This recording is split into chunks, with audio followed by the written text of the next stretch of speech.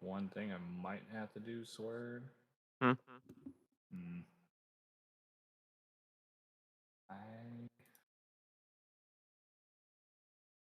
I have got to mute you on Discord real quick. Okay.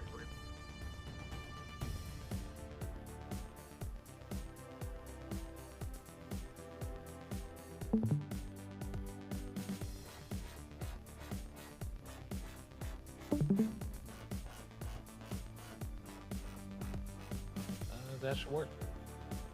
What's up?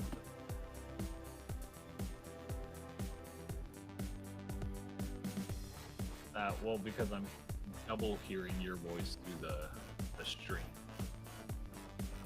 Oh, well. Dude, do I just need to hop out? Would that make this easier? Ah, you're good.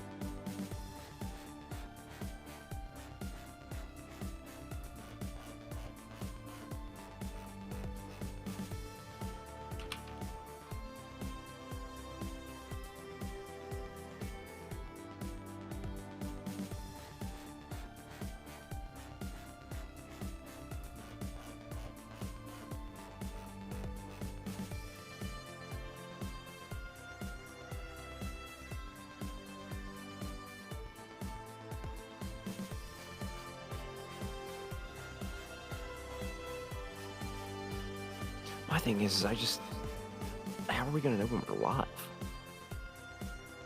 And are you watching the video? I just see the countdown, but Yep. Yes, I do. countdown, yes. Thank you.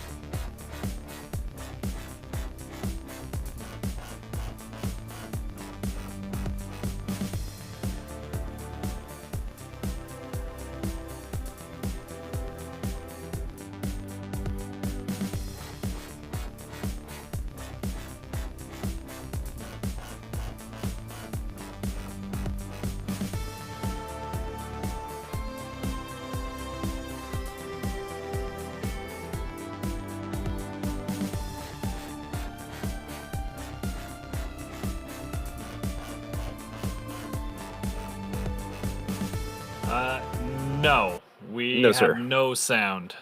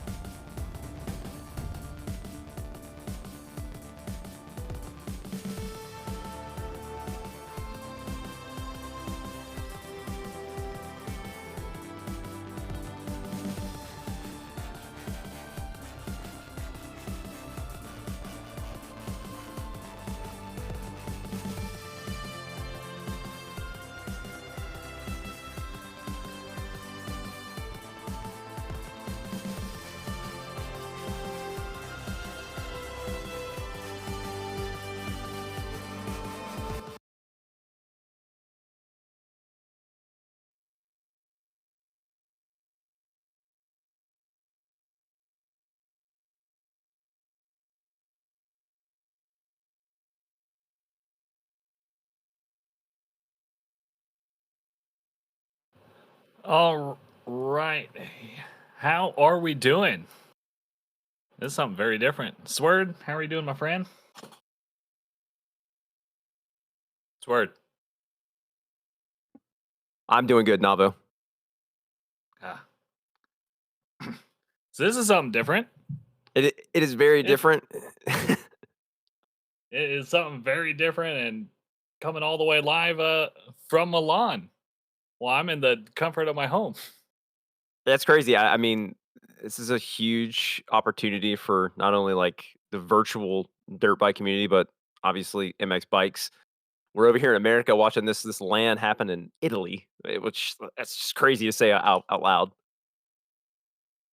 Yeah, it is something kind of unreal for, at least for our small game and everything, but it is a really big kind of step here into a much larger world.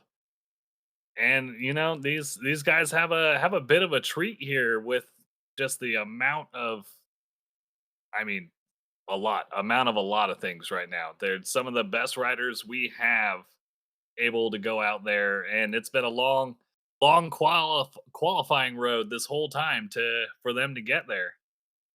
Yeah, I mean, a small refresher, I guess, for those at home who maybe are watching and don't really know how we got here.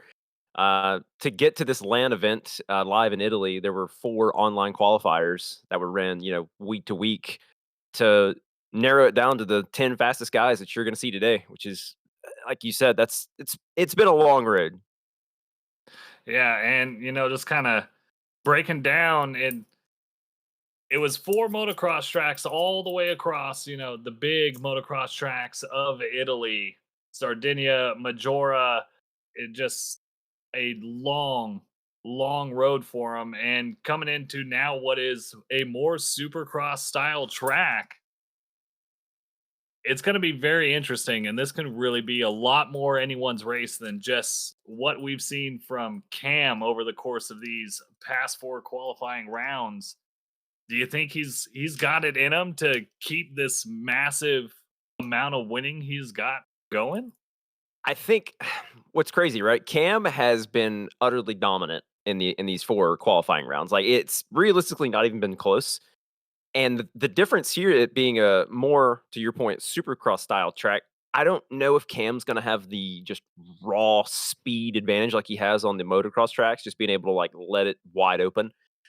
Lynn's obviously in the 4th spot, I believe. I think he's rocking the number 4 today. He's very good at Supercross, and I would say if anyone has a shot at dethroning Cam's 4-week reign, it's got to be Lynn's.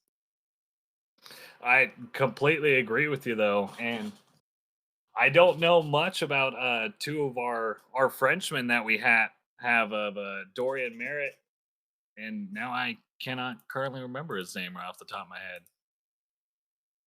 Oh, Valentin. That's the one I wanted Yeah, right about there. I don't quite know their Supercross experience, so I am very interested to see how they do it. And I know as well Reaper Doc, who did qualify for a few main events last season, last Supercross season.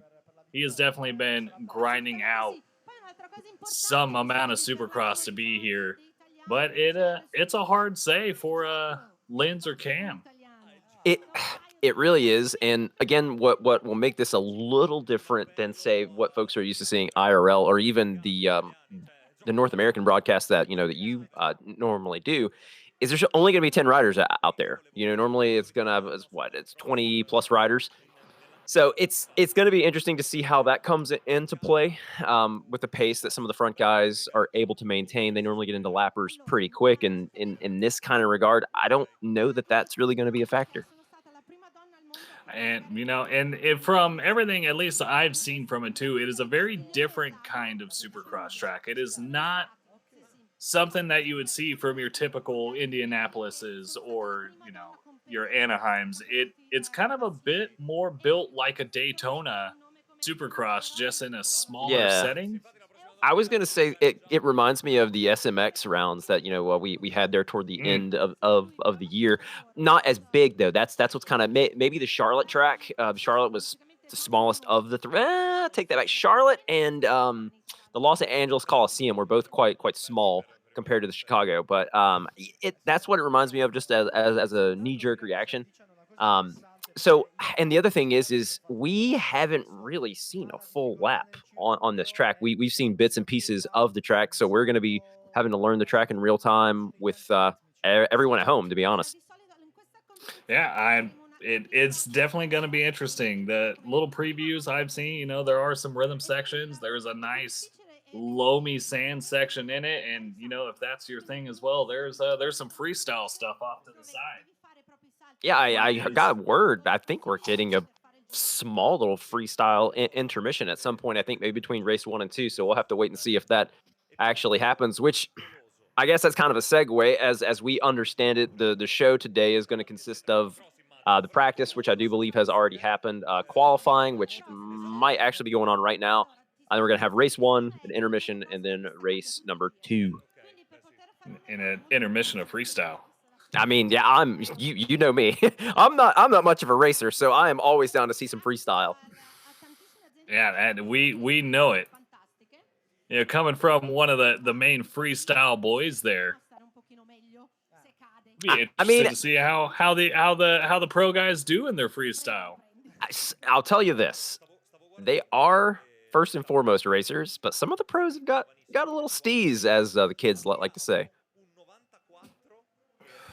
I mean, we if for one of the guys who is not here, we know that Skills definitely has some steez for his freestyle. Yeah, he is no slouch tossing it sideways. And again, that's probably another good little segue. There are several people who are not old enough to compete at this LAN. Just I mean, again, this is the first year of it. It being an international competition, there did have to be an age limit, and a few of the very very fast guys unfortunately could not partake. But again, like we said at the start, this is the first year of this, and I'm hoping that it only launches forward from here, and maybe we can have more of these lands all across the world, and that will open up the competition. Yeah, absolutely, and I do think that this can end up being a lot bigger than just this, and it's a good step in a very different kind of direction for us. But I do think it is all in a good way right now, and I believe right now we are just waiting a little bit longer as we're just breaking down this kind of game, this series a bit, and then we should be able to get the riders out. And I'm very excited for this word. These I am guys have too. put in a lot of work for this. I'm curious to see what kind of nerves that we're gonna see. Because here's one thing you have to remember: this is the first ever. I mean, again, the first ever LAN event for this video game. These guys are used to sitting in the confines of their own home, their own setups, and not dealing with quite literally all around the world watching. So it's going to be interesting to see who maybe has some pre-race nerves that comes, right out the gate. Do we see somebody loop their Larry, as they say, off the start? I mean, you really have to wonder what these guys are feeling. You're absolutely right. I'd almost put it, kind of akin to racing for that championship and coming down to it. But now for a lot of these guys, it is a different kind of setting in a way that none of these guys have ever experienced before. Which And, with that has to come excitement. You know what I mean? Like oh yeah, they all have to be insanely excited. I think just making it to this point, that's one thing in itself that gives, all of them confidence. But once they sit down in that chair and they realize that the lights are live and this is go time, it's yeah, like you said, it's the excitement is building. It kind of reminds me of you're going to like a roller coaster ride and you have that anticipation in line waiting to build up to actually get on it, and that's got to be what these guys are feeling right now.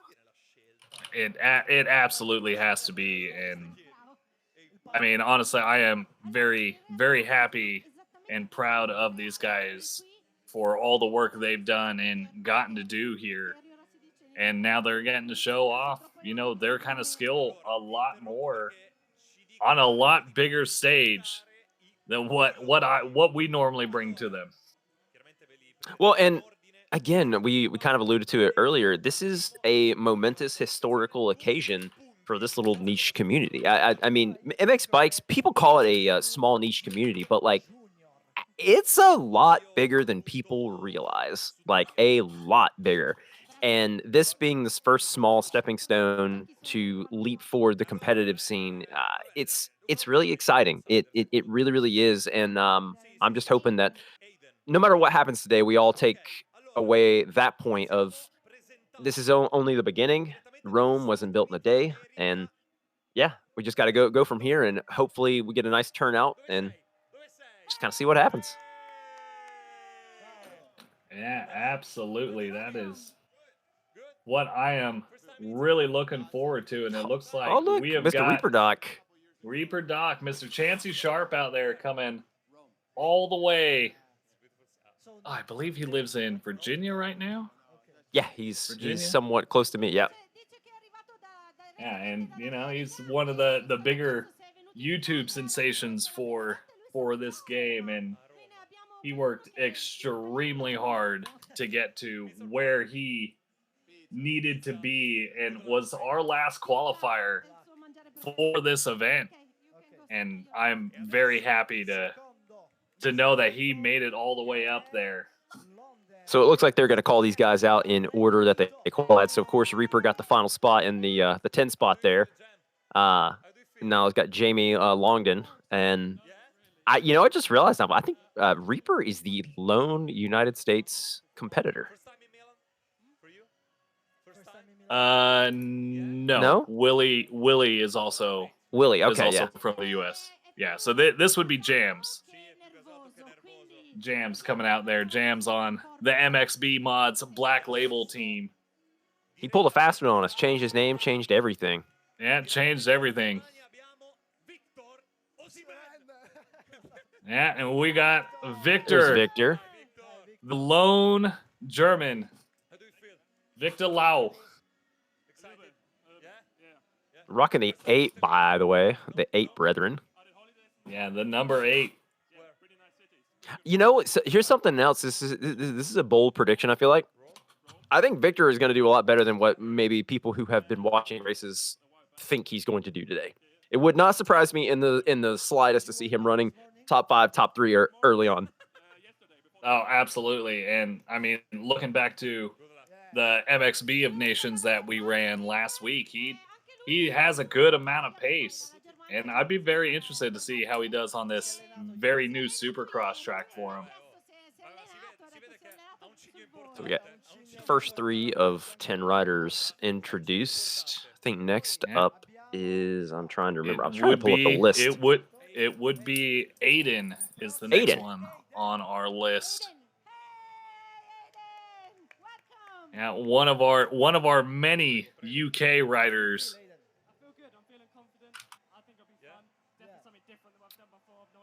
I just sent you the list as well. There we go. That's exactly what I was needing. Thank you, sir.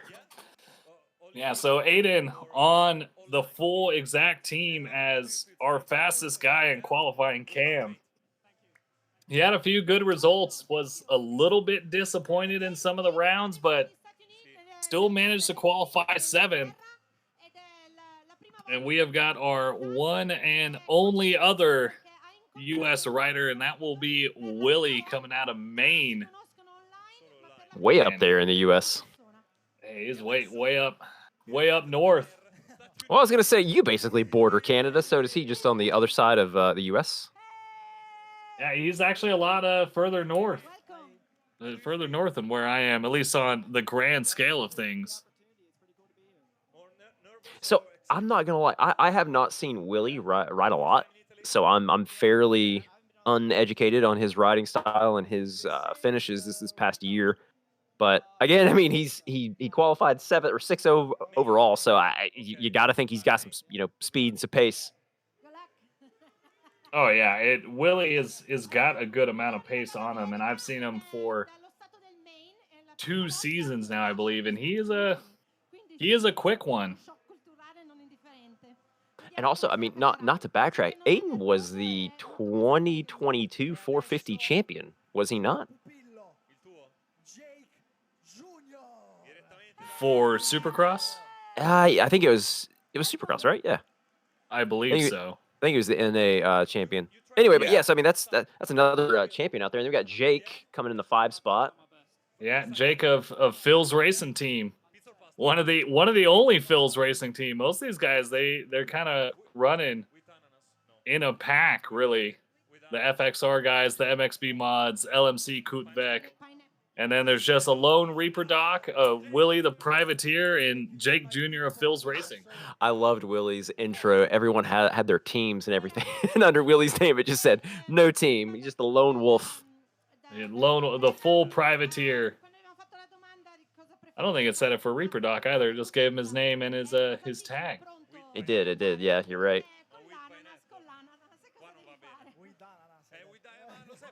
I think we're getting word that maybe the stream volume Yeah, itself is low, but unfortunately, we can't really control any of that, guys. yeah. We have got it full blast. Yeah. And then there's the man they want to see right there. arguably, Lins. yeah, arguably the biggest name in this entire thing, one of the biggest names in the entirety of MX Bikes. Love him or hate him, the man's put in the work, defending multi-time champion. And like I said, I would say this has to be everyone's pick to dethrone Cam if there was going to be someone. It definitely would be. I would put him right up there, but I also believe the next two guys could have a very good chance as well. The two LMC Kutvik racing riders, and that'll be Valentine and Dorian Merritt. But it's we have all of our results from 4 motocross qualifiers to go to a supercross qualifier, and I'm not entirely sure. It's anyone's game. Like, I'll say this: qualifying is qualifying, racing is racing. Anyone who has been around the sport, IRL or virtual, for any amount of time knows this. And that's why I say you can only take the qualifying results so far. And that's why I say, even though Lins is down in the 4 spot, he's a racer when it comes down to it. So we'll see what happens. But there is Valentine on your screen. Valentine Ledoux.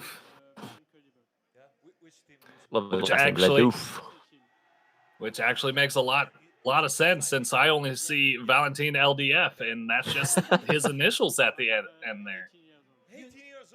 I mean, this is us. We're learning some of these guys' real names for the first time, and a lot of you guys also are. But oh man, God, I'm here for this work. I am, and again, we're sitting here, we're saying the predictions based off of what we've seen happen throughout the year, but this is one of those events. Like I said, it's a one-of event at a LAN, and it's very possible that what we think is going to happen doesn't happen. Look, bikes is a game that we have learned that anything will happen. If anything can happen, it's going to happen. And I got to be honest, Dorian here, well, Dorian has come alive the last few weeks of the qualifier, as well as the Motocross of Nations last week. I mean, he was locking it down for France. He was up front early, both motos that he partook in. So it's going to be interesting to see if he has that carryover to this LAN event.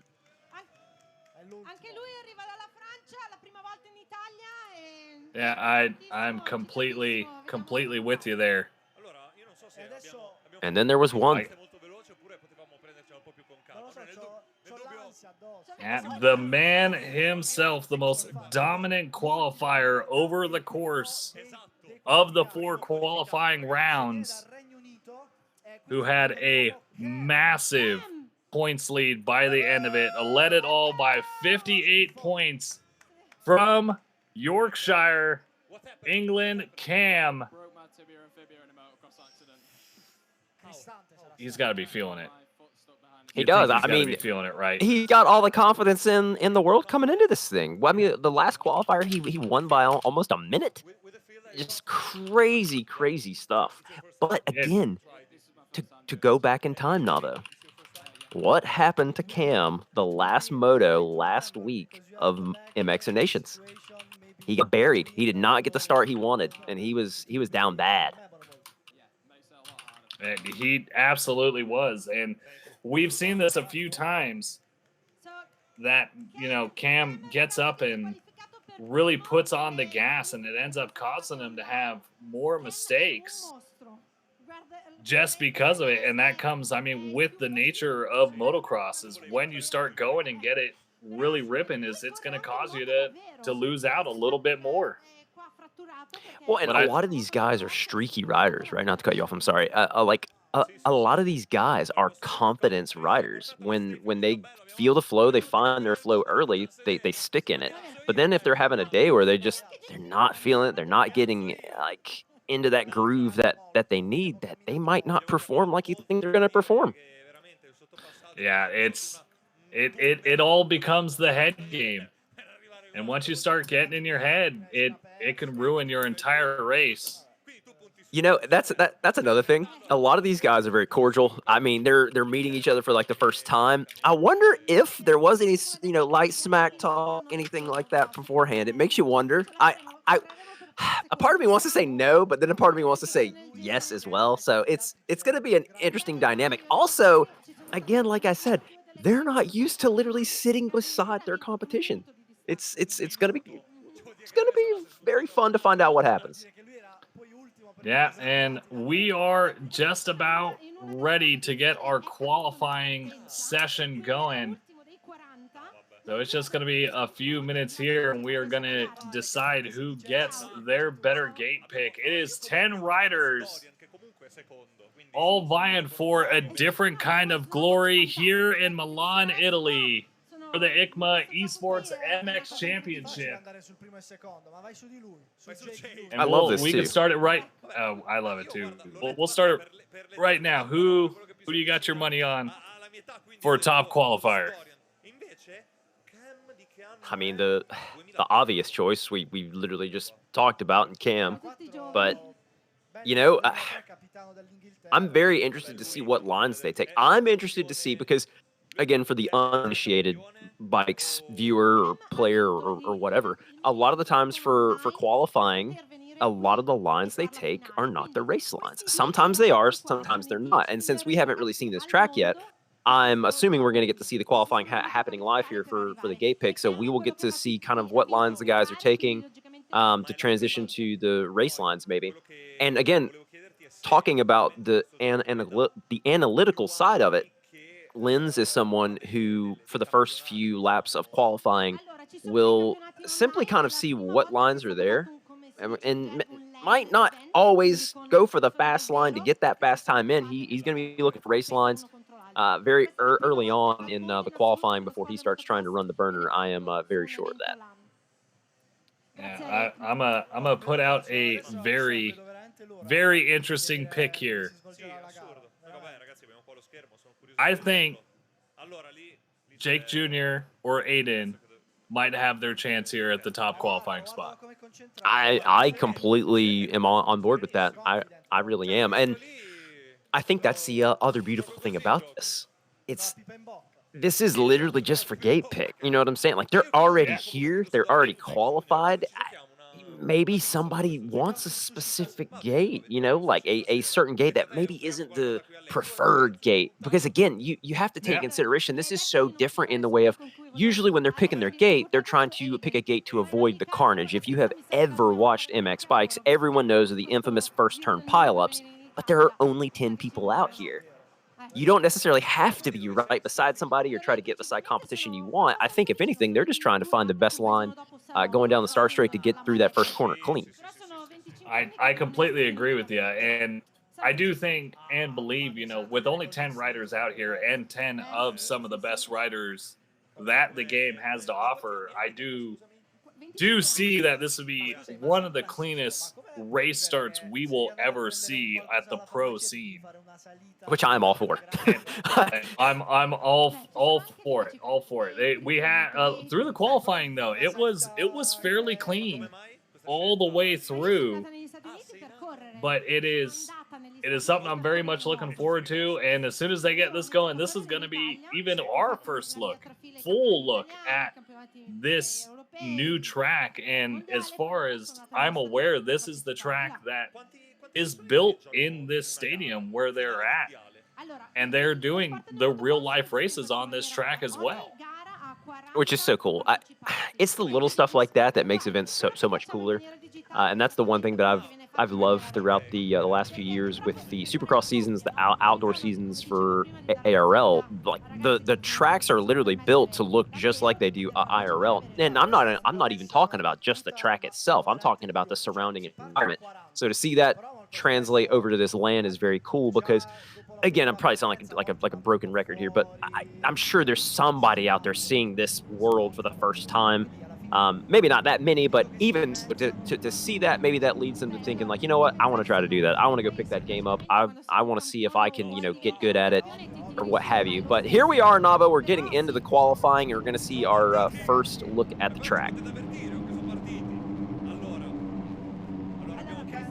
So right off the bat, we got a whoop section.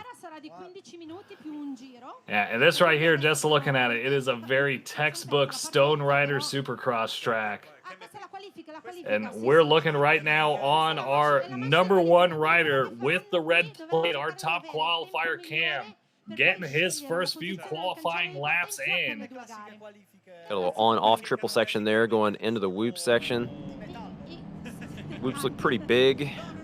As anything, though, since this does look like you said a very Stone Rider-esque track, it's going to be interesting to see how it breaks down with the road. Again, for the uninitiated of MX bikes, there is a road system, and usually it gets beat up pretty fast with more riders out here. But with only 10 riders, I'm curious to see what the road does. If it might be turned up, maybe there's if we could get an idea of what the road is set to, we'd have a better idea. But you'd have to imagine it's not going to be the same road that the guys are used to seeing throughout Supercross seasons.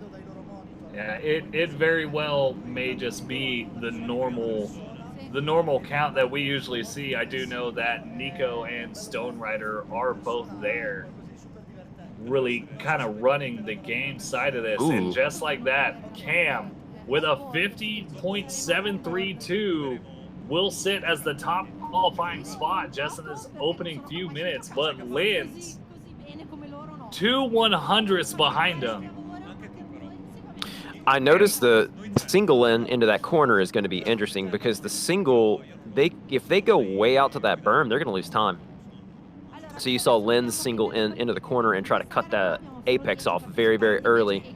I'm curious to see if anyone decides to go wide come race time.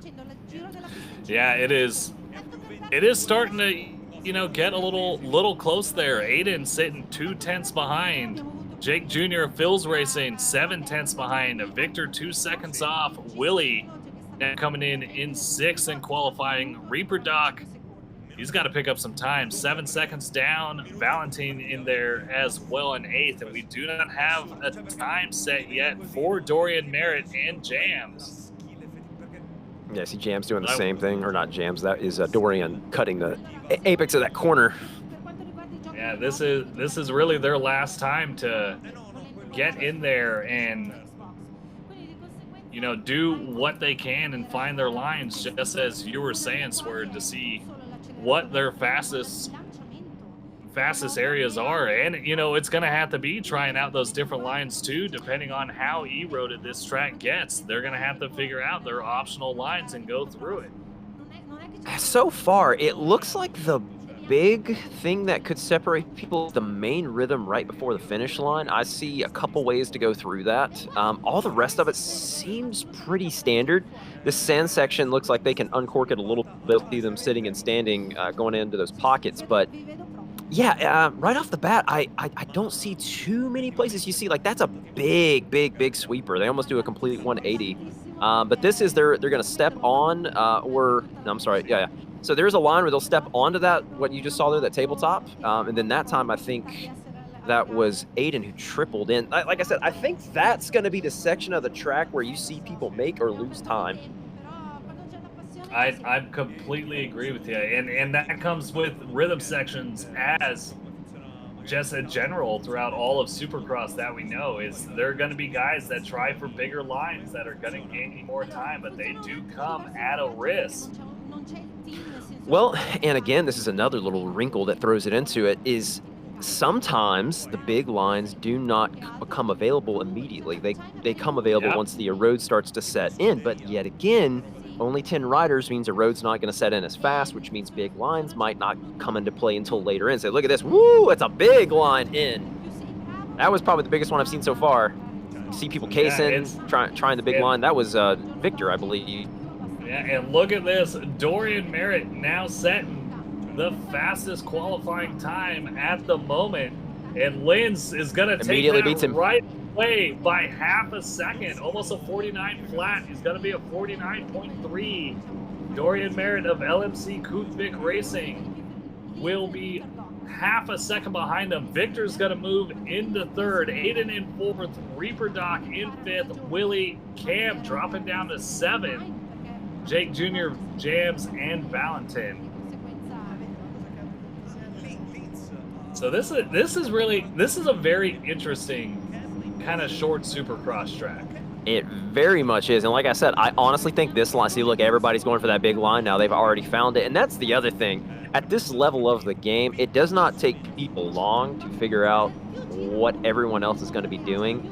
But the real question will be is once we see what everyone is doing, who decides to start not doing what everyone's doing, whether that be to try to make up time on another spot of the track, or maybe just to try to, find something completely new that gives them an edge that the other guys don't have. It's very interesting to see, but to your point, the track being this small, so to say, is going to possibly present some passing opportunities in not the normal spots.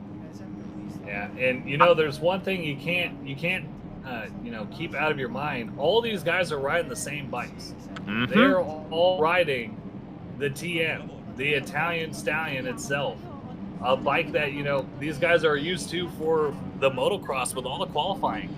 Not so much with Supercross. Are they 5ing into that section?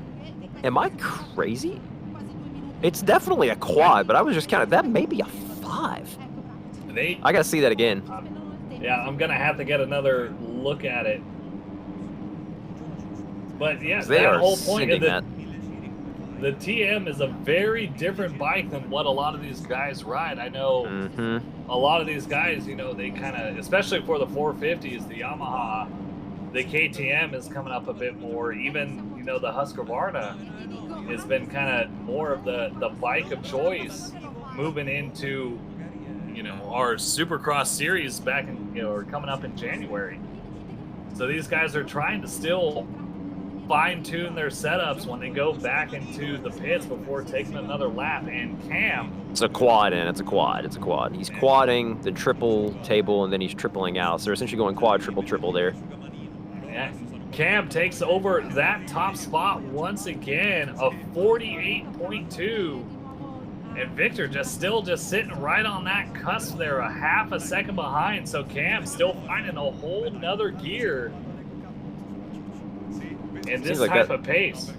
That section there also, you could see some different lines. You see people stepping off that table, but you also could jump over that table. So it's going to be interesting to see. I think that ball corner before the whoops is going to be a passing spot, just what I've seen so far. And I think, we see that front end go down there for Willie.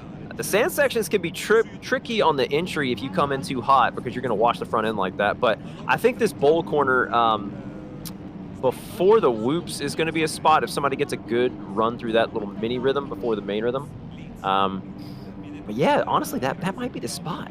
I see no reason for anybody now that we see the POV there, I see no reason for anyone to ever go to the top of that berm. Maybe to get a better drive going back down that flat area, but I realistically just don't see that happening. I do not either, but there's going to be some very interesting lines here. This sand section already kind of makes it very tricky.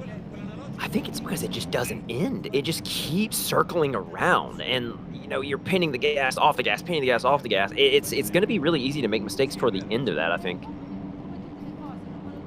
And I mean, and like we know with Supercross, mistakes cost positions and cost time with such a short track and very short lap times. See Victor going through the sand section right here. Look, he's keeping a nice, tight, narrow line. Then he's going to the berm here, and he's going to triple this whole section. Ooh, that's a big line. That's a big line. That might be asking a little much for the TM. You just saw with the head movement right now, he was not very happy with that. But still, Alf gets Deutschland for Victor. On board with the Reaper now. Ooh, he gets to save the front end there. That's a good save, and you just kind of see the body language of these guys which is it's a nice kind of thing to have. And you Oh, get to that see triple out is big. Yeah, you got to see that little bit of difference of some guys, they like to ride in third person for this game, and some of them, like myself. I'm a third person guy, Navo. I'm gonna say it. I'm a third person guy through and through 24/7. I am a first person guy through and through 24/7. I do not do the To be third fair, person on this. I think 90% of the bikes community is first person. There's definitely a small, well, and I'll say this, there are a lot of people that go in and out. Well, there's some free riding guys that like to free ride in third person, and then if they are just running laps, they'll do first person. But it definitely just comes down to preference. I don't think that there's a, people joke about it, an advantage of which view is best. Although people will try to make you believe that their view is best, and that's just kind of the way it goes. I am a very firm believer of you do whatever you think is best for you. And I learned very, very early that I am a far better commentator than a racer. Oh, same. and I am here for that, because I have tried my time and tried to qualify for some of these pro races, but the work these guys put in day in and day out to be this fast is the reason why these guys are here. As we are on board with Cam, the top qualifier, by a very large margin. Oh, he gets that triple clean. Oh, look, he's there's the quad in. Another quad double. He did catch up with a tough block there just a little bit, and that's going to lose him a little bit of time on that. But he is sitting very firm with a 47.5 as the fastest lap of this qualifier. This word, Cam is feeling it. Cam was absolutely feeling it. He took a little time. I mean, he was down there in the 7, 8, 9 position for a bit after jumping out very early right off the bat with the top time. But then I think he was trying to find something, and now he has asserted the dominance. But here's something interesting, though. If you look at timing and scoring, look at the gaps between first through third. It is nothing. It is very, and we talked about this in the pre-race. Linz is not someone to sleep on, and nor is Dorian Merritt. And it is going to be very interesting to see how this goes. And even Victor himself, he knows he can find a bit more pace. It is there for him, and he does have the skill and ability to do it. He's just going to have to dig deep and find those spots on this track where he can make up that amount of time, because he is not far off a podium spot just for this qualifying. And that is, these actual motos are gonna be longer. It is not gonna be a sprint. It is a marathon through it, and there will be mistakes made by each of these guys. I will say, you can also say the same for Willie too, who had a few amazing qualifying races, especially our last one at Sardinia, the roughest sand track that you will find out here, and he had some very good driving runs to put himself really high up in the standings. But I will say, I am just happy to see Reaper Doc out there right now. He's sitting 10th in qualifying, but for my good friend, he's got to be feeling pretty solid about himself, and just to be out there too. Again, though, and people, again, without throwing shade or this and that, people will say that, this isn't got all the fastest guys in it. You still got to go out there and perform. And Reaper has put in work. I mean, again, he is a content machine. Everyone knows this who is around bike. Oh my gosh, MX Bikes moment right there. Reaper has put in the work. He is the literal definition of a grinder from the content side. The amount of hours that he's put in the last 6 months is otherworldly. He deserves to be here, and I'm very happy that he's getting to partake in this. And I think for him, he just wants to have a solid showing. I spoke with him briefly after his third moto of the MX and Nations last week. He literally pulls out in second, runs third for almost half the entire event, and he said that was the best race he's ever had, and he definitely loved that feeling, and he wants to feel it more. So I can only imagine Here the stage is even bigger, a live LAN. I know he wants to come out and just have a solid showing and feel like he did himself justice. Yeah, I completely agree with you. And to your point of not having all the fastest guys out there, it is an 18 and up event because there's travel expenses and there are some very big prizes on the line. So you're not getting all who you would normally see, but honestly, at It's least still a from strong showing. and a lot of these guys are some of the top guys you would see in our EU series. They are arguably some of the fastest in the EU series. With, of course, you got some extra ones in there, like that of Willie and Reaper Doc being in there. Ooh. But it's still something. It's something very different. It is very cool, and Sword, I'm just glad to be a part of it. I am too, and again, shout out to the folks hosting this event. I mean, obviously, we could not be here doing this without them, and I think we're in for a solid treat. I really, really do. So it looks like qualifying has ended, and that means Nava, we are that much closer to dropping the gate for the first time. Oh man, We absolutely are, and Cam, just like he is continuing throughout the qualifying rounds, he is up there in first for the qualifying session for the gate pick. Lins will be in second, and Dorian Merritt will be in third. And that's three of the top four guys we had in qualifying look these at that. 4 rounds. 47-47, you can see on the screen there. So Cam, yes, is our fastest qualifier, but only by the slimmest of margins. It's very close. It is a very close. Can I tell you, I'm a little jealous of their jerseys. Right? I'm a little sad the commentator can't go on. I'm a little sad about that. They look very clean. And can't that looking at Cam right there, the man himself. I'm very interested to see how he can do for these long two motos and if he will hold on and just be the outright victor, talking with his teammate there, Aiden. I So I do was gonna be wonder if they're. curious. Oh, go Well, ahead. I, w- Go ahead. I was just gonna say it's gonna be curious. Like the nerves are high after that. They just did their qualifying laps live in front of all these people. I wonder who's talking about lines or who is not talking about lines. I'm doing this. Oh, What are you doing? Like it's gonna be interesting. When does the camaraderie start to go out the window a little bit, and then it's every man for himself? I bet it.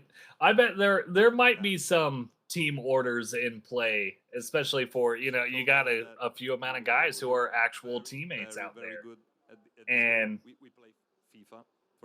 I wonder where it points of stopping and not stopping the team orders just to let your teammate go or just try to go for glory. Again, Well, us we can't really hear everything that's happening there, but you can only imagine the first question there for Cam is, "How are you so fast?" I wonder if we can't hear a bit more what they're saying. So the people can also see you. That was great. You did amazing. So I didn't hear what you said, so I'm going to ask again, since that's okay. So how was today? This is qualifying. First step of the process for today. How you feel? I feel pretty confident. I was just saying everyone seems to be somewhere near the same speed because the track is quite. We'll see if we can try to get you guys watching at home the mainstream audio that we're seeing. See if we can get a bit louder. Hey, Sword, let him do the interview. Dice che si sente molto confident. No, come si dice in italiano confident? Aiuto. Sicuro, sicuro. Si sente molto sicuro, la pista è abbastanza livellata, quindi abbiamo anche notato che i tempi sono tutti molto vicini uno con quell'altro e quindi di conseguenza dice che spera di portare a casa la vittoria e si sente molto bene. How many hours a day do you practice? Recently, not that many, but probably 3 or 4. Not too much at the moment. When I first broke my leg, I did about 7 or 8. Sì, dice, gli è stato chiesto quante ore al giorno si allena. Ultimamente sulle 3-4 ore al giorno, però è anche successo che ne faceva 6 o 7. Se vuoi essere professionista lo devi fare. No, assolutamente, assolutamente. No, noi dicevamo che appunto, come in tutti i giochi, è come se fosse appunto lo sport reale, cioè ti devi allenare come... Poi sono tutti professionisti. Sì, sì. Ora io non so se è regolamentato e quindi loro sono proprio professionisti, non so all'estero Allora, come funziona. non c'è ancora proprio un regolamento per determinare se ha una licenza da professionista oppure no. Ci stiamo arrivando. Ci sta, ok. Non siamo ancora lì, però i campionati che ci sono a livello mondiale, quindi siccome ti devi qualificare, alla fine se sei più bravo partecipi nella categoria pro. Certo. Se sei un pochino meno bravo partecipi nella categoria amatoriale. Who's the second? Chi è che abbiamo di secondo? Chi è il secondo? Linz! Well, congrats, that was good. You were up there for a little while. So, how you feel? I feel very good. There's some big lines on the track to hit. There's a quad at the start of the last rhythm section before the finish line, which kind of makes or breaks a qualifying lap. So I got that on a couple of attempts, which I'm happy with, and feeling a lot more comfortable on the track now than I was in practice earlier today. And I'm just excited to get into the race. I feel comfortable on it, and it should be good. Awesome. Vuoi farti a te la traduzione? No, volevo fare una domanda. Vai, Ok, faccio un attimo la traduzione al volo. Dice che c'è una parte della pista che è molto molto difficile, che ti dà la possibilità o di andare forte o di non riuscire a fare un buon giro di qualifica. Fortunatamente è riuscito a farne un paio e quindi di conseguenza è in cima alla classifica anche lui. Si sente anche lui molto motivato e non vede l'ora di iniziare a correre. Diamo in bocca al lupo a tutti, ragazzi. Good luck to everyone. Oh yeah, it is fantastic. Ok, good luck. Ritorniamo in nostra I think postazione they qui. Allora. 60 minuti. Yeah, the only thing was just the stream volume that we hear is just it's La vince secondo te la vince? Secondo lei la Steffi non l'ha detto, però ce l'ha tenuto nascosto che era bello scomodo, Cam. Però ma lo vedo proprio calmo io, calmo. Vai. Vieni Steffi. Prego. Allora, ma tu mi senti? Riaccendiamo. Ok, stavo dicendo, a volte la calma però può giocare brutti scherzi. Ma guardalo, sta nel turbo chill, c'ha l'ice nelle vene lui. Sta nel turbo chill. Sì. Ma lui è l'asciugamanino, dai. Guarda, forseggia la sua. Hello. Allora, adesso abbiamo 20 minuti, vedi? 20 minuti, non 15. Sì. Siamo un po' in ritardo, però non so quando siamo pronti per partire. Allora, quindi abbiamo... Yeah, all right. Nice and easy. So, some good interviews there, having a good talk, and we're going to be moving very shortly to our actual motos. And this is where it's all going to come down to the real wire there. Allora, Cam primo. È sparito. Vabbè, è stato divertente. Ci ho provato. Miki, domanda. It's time now, though. It is very much time, and I am here for it. Ma dopo questa giornata. But You got to think that was some of the first times those guys just had interviews. I wonder how cool that was. Not the kind of basic interviews I do for guys. This is real interviews. I mean, think your I saw- interviews I saw are real Lit- interviews, but Yeah, trying to do what we can, make this such a real experience. I think I saw Lynn's just shaking a little bit there. yeah, again, I think Lynn's probably wanted to come out and be as close to Cam as possible. Maybe like see what Cam was doing, because again, that's going to be. And again, my prediction is going to be between Lynn's and Cam pretty much throughout the entire thing, unless somebody has an unfortunate start or anything like that. But again, it's not going to be that hard to come through the pack because there's not so many people out there. But again, you just got to remember the qualifying's over. It's done with. Now we do the real thing, and yeah, and it's going to be wild. It is all gonna come down to this. We're 2 motos to crown a champion here for the EICMA MX Championship in Milan, Italy. Somebody gets to literally go home and say, I am the literal champion from the first ever MX Bikes LAN that took place in Milan, Italy. That's just, it's crazy to say out loud, but it's here. It's what it is, and I just want to say I'm very happy for all of those guys. It's a party. What an event! I want to go to this. Ma tu lo sai che è tutta fisica? I want it next year. The swear next year we booking our tickets. We're going there next year. I'm down. I am more than down. It looks like a time. It looks like a time and a half. It really does. I mean I've seen the Instagram pictures and everything out there, and I just love motorcycles, man. Well, and get out there. So do I. And one thing to bring to everyone's attention: this is not the only thing happening live at this event right now. There are other esports taking place, so it's a lot bigger than I think maybe some people realize. This is just one small part of it. Yeah, it's there is so much to this. I'm just gonna call it's a motorcycle festival of what it is. I like that. Look at this, Navo. Not to cut you off. I'm sorry, but exactly what we were talking about. Looks like Cam, I think, on the red plate down there on the very, very inside. Yeah, it does look, at least from what I can see, Cam all the way on the inside. I believe Linz is right in there, kind of right in the middle, still waiting for. I think they're doing practice starts right here.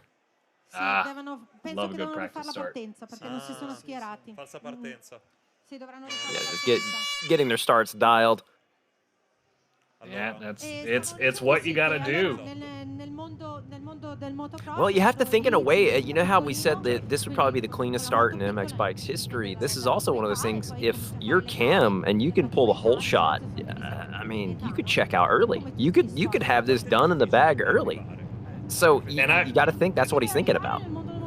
Not just Cam. No, we're good.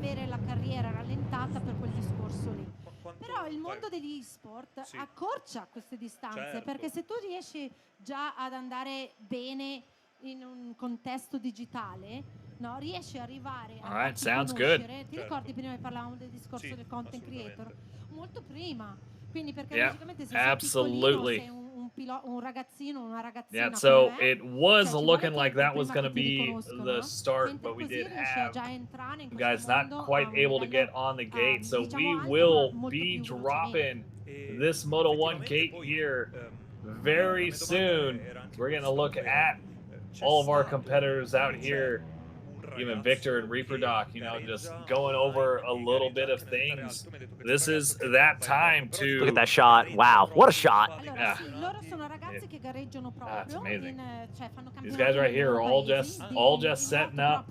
It's your time, you know, get those last minute tweaks to your setup and try to get everything set and now put yourself in the right mindset. It's also, to your point there, we should have maybe mentioned it during the qualifying, but the bike that they're riding, the TM, is notorious for being a bucking bronco in the whoops. So I am curious at maybe what they have done setup-wise to make that less of a problem.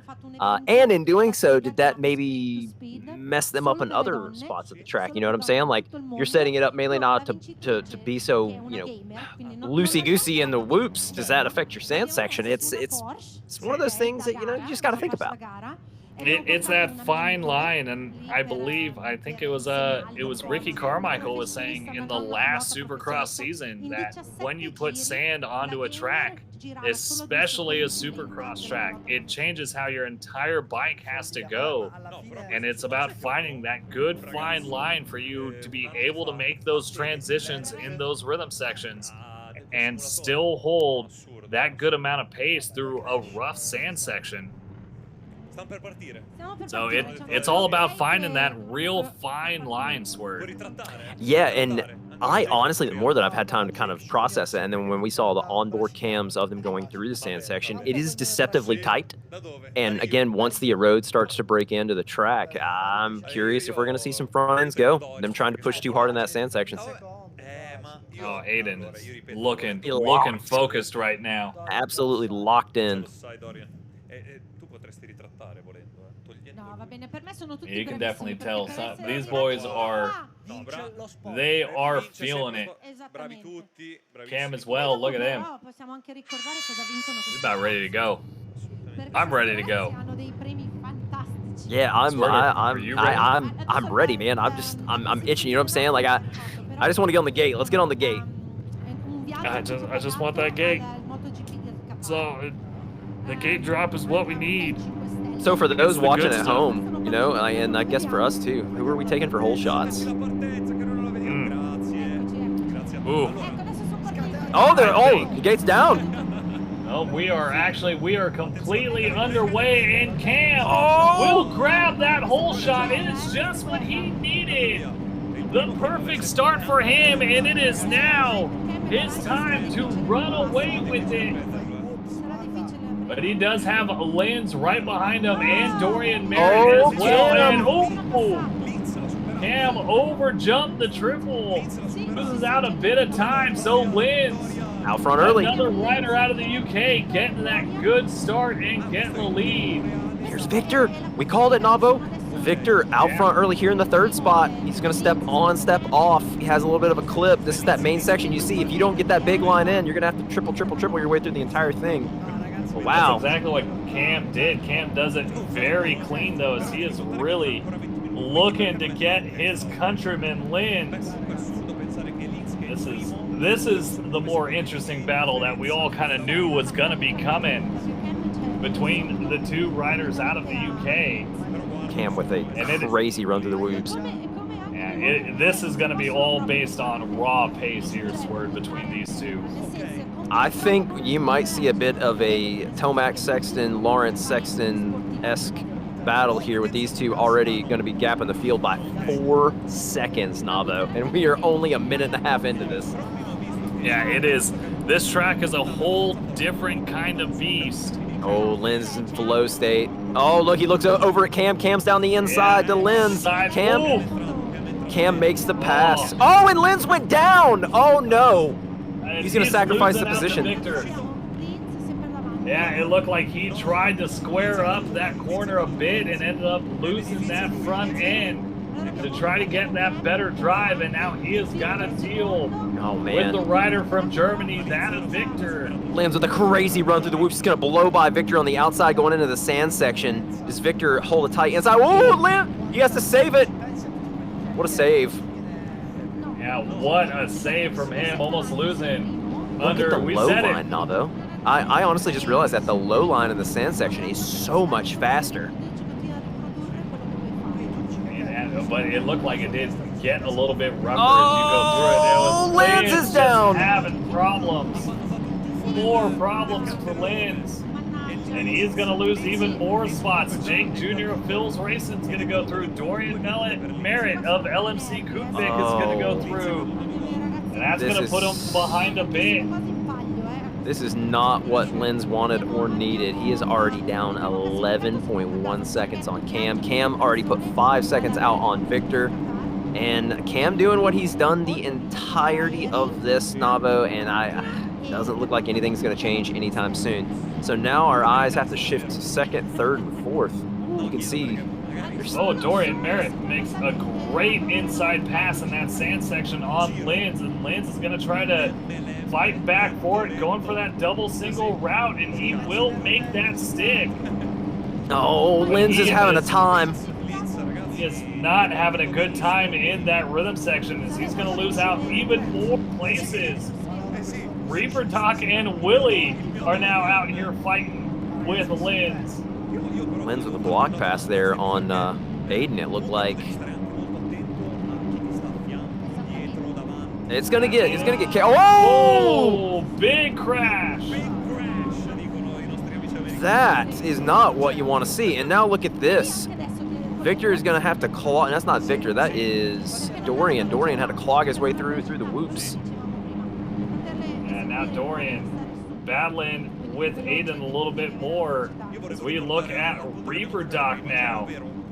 It is right here. It's not wasn't the best start for him, but he's having himself a solid ride now as he has put himself into 4th place. Still again, battling with Linz. Reaper is not known for his speed. He never has been. He's been known for his consistency. And honestly, if you talk to Reaper, he would tell you he's better at Supercross than he is motocross. So he is in his comfort zone right now. And look at this, Reaper battling with Linz. The battle of the YouTube sensation sword. That's, I mean, that is not a joke in any way, shape, or form. That is literal as literal gets. Yeah, absolutely. And, you know, just to throw out here our leader, Cam, 10.8 seconds. The lead he has over Jake Jr., who moves himself into 2nd place. Victor dropping down to 3rd. But that is the battle we are currently watching right now. Oh, look at this, Navo. A lot of these guys have already opted out of that quad in.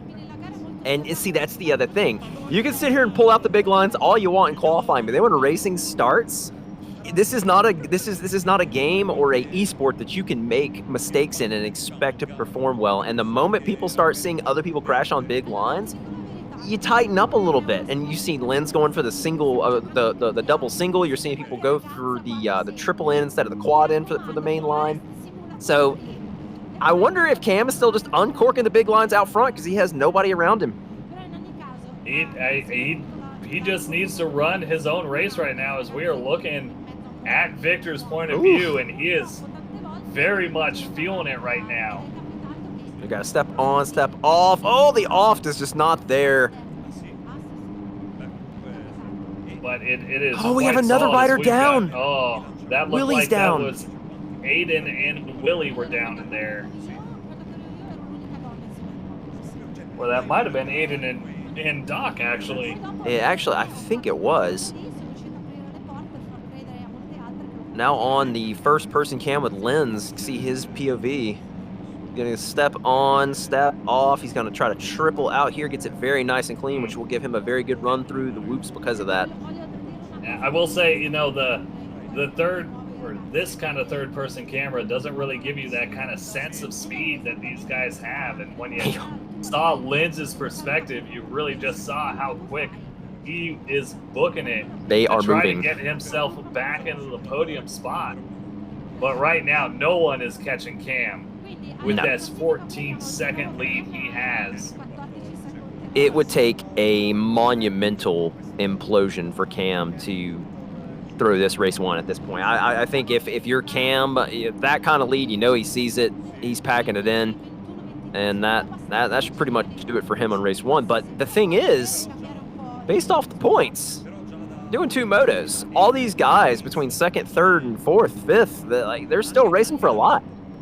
Yeah, and we've seen it more than just a few times that Cam into the second motos, he doesn't have the strongest second motos. His first moto's almost always solid, and we saw him in qualifying lap up to 5th place.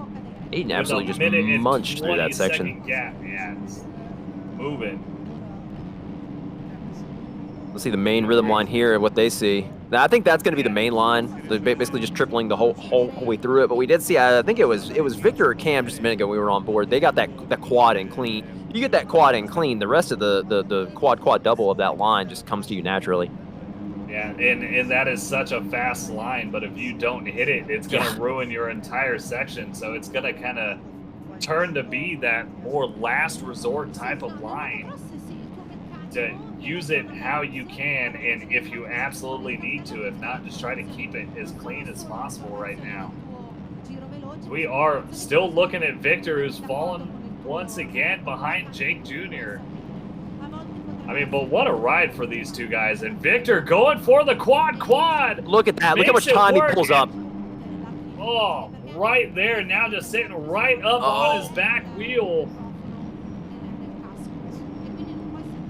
Oh, this boy is moving. The German is feeling it right now. Oh, Victor, very clean step on, step off. He's going to carry a lot of momentum from this bowl corner. Look at him blitz through the whoops here. They actually both got the incredibly best good run. runs. They got good runs. It looked like Jake just slowed up just a bit there towards that final quarter of it. And Victor's going to try to set him up on the inside Look at of that that. sand section. What a pass by Very Victor. clean. Nice and easy. Oh man, for they're the German. They're both flowing right now, Navo. Oh! They both had some mistakes recovered. Racing. Absolutely. I'm curious. So this right here, this section, to your point earlier when Lenz tried to square up Cam, it's an opportunity for sure to make passes. But if you hold a tight inside line, it's going to be hard for somebody to square you up. Yeah, and really the outside line is not really viable for this. You're just going to lose about a second, even if you were to get that good rail through. Just how big of a space it is between the inside to the actual berm. Only way I could see somebody doing that is if they just see that there's a big pile up on the inside. Because the process is if you go to that wide berm, you're going to carry so much speed into that single. You're going to single very far out into the flat, but that's air time that these guys, I can tell you right now, do not want. Yeah, and looked like Jake Jr. had a problem. He just lost a lot of time. Oh, no, I take that back. It looked like Victor had lost a lot of time to Jake. A big mistake from him that we didn't quite see, and it's coming into lap traffic a little bit there. Valentin, very surprisingly, is not feeling this Supercross track. The notorious head movement, Navo. We have all been here, whether people want to admit it or not, but turning the head left and right like you're on the bike in real life, you love to see it. Immersion. I'm doing it now. I'm seeing these guys as they're angled over. My head it's turned a little bit sideways. It's just that force of habit. And not to dampen the mood, Nava, but we gotta address the elephant in the room. Lenz, a favorite, down in 7th place, 41 seconds off the lead lap, and Cam is about to lap him. He's next up on the list. And he is, but just to point out, we just quickly saw Victor have a big problem, and he has now lost out a podium spot to Aiden. Oh, things are heating up, Navo. Look at this. Oh, it is getting very close now between Dorian and Lenz. Oh, no, he's gonna. Oh! Dorian messes up the rhythm section. It jumps onto the back. Oh. Man. Yeah, Victor's race is getting worse as it goes on. As he's gone from a battle for second all the way down to 7th now. It has all changed hands. Lenz moves up into 4th. Reaper Dock in 5th. Dorian Merritt in 6th. Lenz goes from being next on the lapper list to now up to 4th. And that's Supercross. That's how quick these can change. Unless you're Cam, who is 36 seconds ahead of the field. I mean, we all knew it was possible. We all kind of had a feeling it might happen, but Cam is leaving no doubt. Leaving no doubt, and he's coming out Moto 1 and showing he is the best in class here. And he absolutely is, and that really gets me looking forward to the upcoming Supercross season. Oh, so many heavy hitters, Navo. So many heavy hitters. So many. And this is already a pretty heavy-hitting list. Minus a few, but Cam right now is on a whole different level, even though, you know, he's limited his practice time a bit because he did he ended up hurting his knee really bad. You saw him when he was walking out on the crutches. That also puts in perspective a little bit more. Dealing with that kind of injury and having to focus for 40 minutes, again, referencing the two motos, that's crazy. But look at this, the battle heating up yet again. Yeah, letting Cam go by respectively as they're getting lapped, but Dorian, Merritt, and Victor are not letting each other go by and fight it. It's a beast of a race right now between these two. But I do want to kind of see. It looks like Aiden and Jake Jr. are right up the on inside. themselves. Victor, look at the tight line, Navo. He cannot triple though. Yeah, it is absolutely insane, this type of race, and insane the. I wonder what the lap time is for Cam. If he is putting in those qualifying times. Maybe we'll see at the end, but I'm going to go out and say that Cam has probably ran a 45. I honestly can see a world where he maybe has shaved 2 seconds off that lap. I don't know. With him not really hitting the big lines, I think it is going to be very close to to his qualifying time of that 47. But I don't know. The only thing I can think of is maybe 45. Early on, maybe, but yeah, I mean, right now he's playing it safe, going through the lappers. But I don't know. There's my I normally try to have one just crazy bold prediction every time we do this, so that'll be my crazy one right now. I think Cam is maybe in the high 45s, maybe low 46s for his lap time, but maybe we'll get our answer at the end. Absolutely, but you know, he's letting off a little bit more, having to go through the lap traffic, and is only just slowly gaining on that time of his teammate Aiden, who was holding down second. Linz has actually put himself back into the podium spots over Jake Jr. Recovery mode for Linz. Absolute recovery mode for Linz. And this is, you know, it is a 2-moto race, so your best finishes across 2 motos are going to decide it. Oh! Especially, Cam gets off very loose there in the sand. It's kind of to my point earlier about the sand section. As this erode, you can see it with the track cam. It's kind of hard to see it a little bit, but the erode is definitely starting to come into play. And the sand section is one place where once the erode really starts to hit full effect, it can be brutal for your front end. It absolutely is, and especially, you know, this TN gets a little front end heavy in, you know, some of these tighter corners, and it's definitely something to, you know, you have to be mindful of. And with the sand rollers going through, it just gives it more opportunity for that to just kind of just blow out. But I mean, look at Cam. Linz has made his way up to second. We've seen Linz plenty of times. He gets that late moto kind of second win where he puts on a whole different level and type of skill and just puts on some afterburners and goes. And we're seeing it here right now as he moves himself, was almost last place, and now he's back up to second. So what do you think here? Oh, go ahead. Sorry? Yeah, I was gonna say, what do you think though, Cam, looking into Moto 2 with Cam being so dominant as we've seen in these qualifying rounds? I was gonna say it earlier. I was gonna say it earlier when you brought up the point. Cam noticeably was letting off a little bit, and Cam, like you said, has had some weird Moto 2s throughout the year where he's kind of lost a little bit of sharpness or speed, whatever may have you, consistency. I almost wonder if he's kind of banking on that, and he's kind of, you know, just take it easy, let his mind start relaxing a little bit as he, you know, has dominated this Moto 1, so he can go and start gearing up for Moto 2. Yeah, it's got to be already just, you know, keeping your mind right as we move on to our second moto. And on the flip side, Navo, you got to think, what's going on in Lin's mind right now?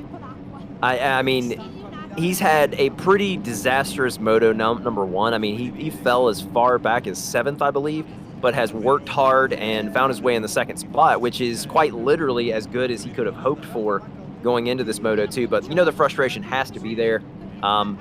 And basically, it's a winner take all at that point. If Cam finishes first and Linz finishes second, if Linz can somehow find a way to find some speed, find some consistency, and he can get past, you know, Cam and Moto 2, then it's right back on for Linz. Yeah, that's what it's going to take. He will gain, you know, a bit more confidence, having been able to climb his way back up into second. And I think the big thing just got to be on the mind there of him. Yeah, and I don't know how much he'll pay attention, because I'm sure there'll be people at home thinking, well, but he got beat by 41 seconds. Well, you also have to remember that 41 seconds is due largely to self-induced mistakes from Linz. I think he tried to make that early pass on Cam in that, you know, tight flat corner, and that's when things from there started to unravel. So I'm a bit kind of surprised by that, because Linz is normally very, very, again, analytical, methodical, and kind of picks his spots. But I think he maybe was just trying to jump that one early. Maybe it's nerves, maybe it's adrenaline. Could be a lot of things, but I think going into Moto 2, you cannot let that 41 seconds fool you.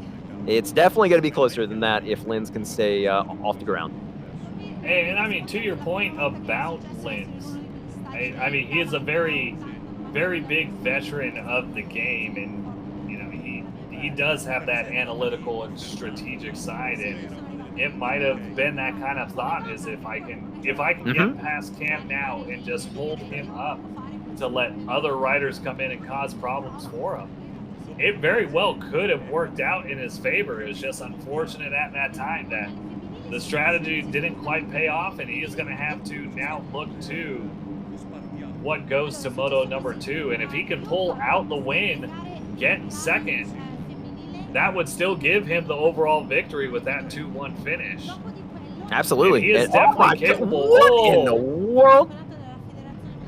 Just landed right on Jake Jr. as he was trying to lap him. What? Looked like somebody was setting up for that triple backflip. Like, what in the world? That was crazy. That was a little bit of physics problems right there. Just explosion. This has got to be one of those moments of still got to respect the blue flags, guys, and get out of the way for the racers. Although almost everyone's been lapped except for Linz. And I'm curious at how close that's coming up. I almost wonder if Cam might be playing a mind game with Linz there just a bit. I mean, just trying to run him down. Hey, I lapped the entire field, buddy, going into Moto number 2. Yeah, or even just, just stick right behind him. Oh, it's right here. Like it's right here. Right now. It's right here. How hard does Cam push this? And you know what's something I also wonder? How hard does Linz defend this as a lapper? Normally, you absolutely would not do that, but circumstances are a little different here. Yeah, I don't know. And honestly, if I were Linz, I would just let him go. Oh! Linz isn't. He's not. That's what I figured. Linz does not want to be lapped. Look at this battle. You normally do not see a lapper and a leader battling like this, but circumstances have changed, and it looks like Cam is pulling free. Though Cam's pace is insane, Navo. I hate to say it, but Cam absolutely just straight up burned by Linz in that sand section, and he throws a Superman insult to injury. Right at the end there, gets the lap. You can see Linz down there. Laps the whole field, but Cam will be the victor. Linz will grab second, Aiden in third, Jake Jr., Victor, Dorian, Merritt, Willie, Jams, and Valentin will round out the very first moto. And what a moto for Cam. Oh, man. Dominant moto. Oh, Linz is coming over here. Hey, Linz is coming over here. How in the world are you going to lap me like that on the last lap? How are you going to do me like that? Yeah, at that point, hey, let them lap you. Let you finish and get your break. We're going to let these guys interview you, folks. Yeah, we'll hear what they've got to say. How do you feel? No words. How was it? Are you emotional? What is it? Or like just normal day-to-day business? I just went out on my ride then, to be fair. I wasn't in practice earlier in time, but then I was still there. But got my mechanic doing it also. Ho chiesto come si è sentito, no? Come è stato, no? Se eri agitato, come ero, è proprio come tutti i giorni, no? No, normale, come lo faccio sempre, doppio tutti. No, bravissimo. Poi hai detto che in cuffia aveva anche il meccanico, quindi gli dava tutte le informazioni necessarie. Ha fatto una garona, complimenti. Bravo, in Italian you say so bravo. You are confident for the next race? You are very calm? Yeah, I'm very confident for the next race. I like the track, to be fair. The track's really good. You think you can do better than now? It'll be hard, but I'll see if I can. Thank you. Rider. Cos'è che gli avevi chiesto? Io gli ho chiesto se era tranquillo e se pensa di poter fare ancora meglio nella prossima gara. Ha detto mi sembra difficile. Ha chiesto se può ancora fare meglio nella prossima gara, visto che li ha doppiati tutti. Oh, did you hear that word? I did. Cam's confident, and he's loving the track. Very confident. It is. He is fit. This has got to be his favorite Supercross track right now. I mean, when you lap the entire field, I mean, it would be my favorite track too. Let's see what Linz has to say here. Ended up, like being up there at the beginning, then you crash a bunch of time, and then it worked out all the way up to second. How you feel? Feel good. I think that I let the pressure get to me a little bit at the start. The first half of the race was not very good, as you saw. All the way back down to 7th, had a very good battle with Dorian for a few laps. And then I just tried to stay consistent, capitalise on people's mistakes and managed to get up to second. And then this man's in another league, but he made me have to do one less lap, so that was nice. So stopped me having any more mistakes, and it was a good race, and I'm excited for moto number 2. Ho chiesto come si è sentito, visto che quando è partito era davanti, era in seconda posizione e poi dopo è caduto un paio di volte, quindi è dovuto recuperare e ha detto sì, effettivamente questo è esattamente quello che è successo. But yeah, that is the word from Linz himself, and he had a really good run coming back to get himself second place there, Sword. I mean, again, damage control. Damage control. These guys at this point, you know when you literally cannot win a race. And Linz, I think I've seen Linz races in the past from his POV. He is one who can accept that sooner than others. Sometimes I think like he'll just like I'm just going to settle in, take what I can get. The difference with that one is 1 second there, Sword. Yep, sure. But we dealt with it, and it was fine, it was good, and it was fun, and I'm really happy. Yeah. Sì, allora abbiamo chiesto sempre come si sente, come pensa di fare la prossima gara e dice adesso che ho i nervi fuori dalla situazione si sente molto più tranquillo e essendo secondo adesso ha anche la possibilità eventualmente di poter vincere se Cam magari va un pochino più piano, nel senso perché nel mondo del motocross funziona che con una seconda gara ci sono ancora le opportunità. Se dovesse essere che Linz vince la seconda gara e Cam arriva secondo, vince Linz. Quindi ancora tutto da decidere, bravo. Thank you. Il terzo è Aiden. Aiden. Hey Aiden, good job. How are you feeling? I feel good. It was very hard at the start. I made a lot of mistakes, but managed to get there in the end. But yeah, other than that, I was very nervous at the start. It was very hard to get comfortable. Yeah, let's see what we got Aiden here for. Managed to get P3 in the end, so I'm happy with that. Gli abbiamo chiesto come si sente, come pensa di aver fatto e dice che era nervoso pure lui. Questi ragazzi è la prima volta nella loro vita che fanno una cosa del genere, quindi logicamente un po' i nervi si sentono. Ha fatto un po' di errori, poi dopo ha recuperato ed è molto contento che è riuscito ad arrivare terzo. It was a difficult track for you? Yeah, I struggled at the start. Obviously, we've not had a lot of track time, but I feel like Moto 2 will be a lot better, be a lot more comfortable now, so I think it'll be a better race, Moto 2. Gli ha chiesto se era difficile, se la gara è stata difficile, lui ha risposto che non hanno avuto molto tempo per imparare la pista, quindi all'inizio era un po', non si sentiva molto bene, però col susseguirsi dei giri si sente molto meglio e pensa di andare ancora più forte nella seconda manche. Quindi sarà una bella sfida tra lui e Linz da seguire, perché secondo me Cam sarà più Thank you very much. agevolato. You're free to go. Amazing, thank you. I hope everybody's having some fun. Spero che qualcuno che vi state divertendo un po' con il primo eSport in EICMA, primo anno. So there it is, the top 3 there, Sword. You know, Cam putting on an absolute dominant display out here. Linz clawing his way back up to second, and Aiden, Cam's teammate, rounding out the top 3. What are you looking for here for Moto number 2? I think as we see some very look at this little turn up and look back. I'd love to see that as a aspiring free rider, but you know, Aiden said one thing that I could really I don't know, relate with. You have to remember, these guys have not really had that much track time. When races happen for Supercross and Motocross, these guys get a while to, as they say, grind the track, learn it, and they only get better with time. And that was their first, like, legit full 20 minutes, you know, of high-level competitive racing on that. And, you know, he said, I think Moto 2 will be a lot better, and that's mainly just from that confidence perspective of, I've seen the track, we've been on it for 20 straight minutes, I've seen how people are going to race it, and everyone feels more confident now. Also the nerves going, again, I'm not sure what people could or couldn't hear, but Linz said, you know, he felt some nerves, and now that they've experienced this for the first time, the nerves should be a little bit less. So I think for me, it's going to be seeing everyone being a little more settled, a little less nervous, and potentially being able to pick spots and lines maybe a little bit better than they did in the first one.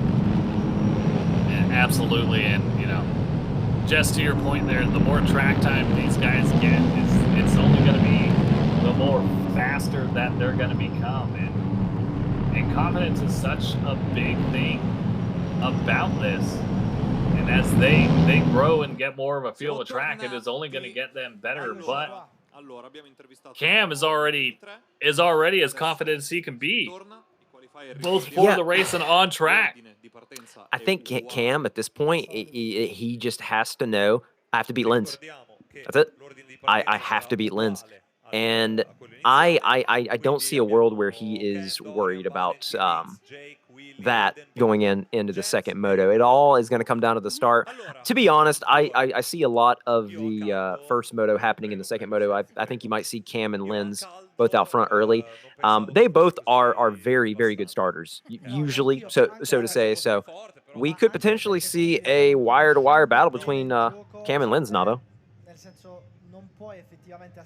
And I definitely think, that's certainly what I'm looking to see here. But I'm very also interested to know if someone else can throw themselves into the mix. We didn't get to see a lot of Valentin out there who was not feeling the Supercross track at all, which is very uncharacteristic from him after the qualifying. But I mean, Dorian Merritt has got pace. We saw Victor has got some good pace on there as well. I was going to say, you took the words out of my mouth right there. Victor looked very strong at points, but I think the consistency side of it, whether it has, whether it was self-induced or not self-induced, he definitely has a pace that is deceptive maybe to some of these other guys. So it's definitely somebody to look out for. Because, again, Navo, all it took, right? All it took was one early crash from Lens, and Cam was gone. So I propose the question, what if something catastrophic happens and Lens and Cam get buried off the start, crashes, what have you, and someone else gets out front? Do we see those two run it down? Do we see them two getting caught up in the battle, and then they become their own worst enemies by not allowing themselves to get up to the front? It's a very interesting way to look at it, because, like you said, with MX bikes, anything could happen, and that could very well happen. Yeah, and, I kind of look at Moto 2 of Trentino, and it was kind of that whole scenario there that, the front running guys that we see here didn't get the best starts.